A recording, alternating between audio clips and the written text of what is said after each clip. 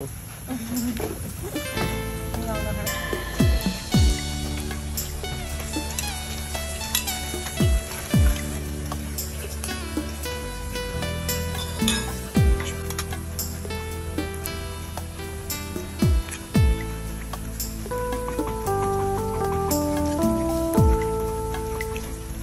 Chậu thấu lên không?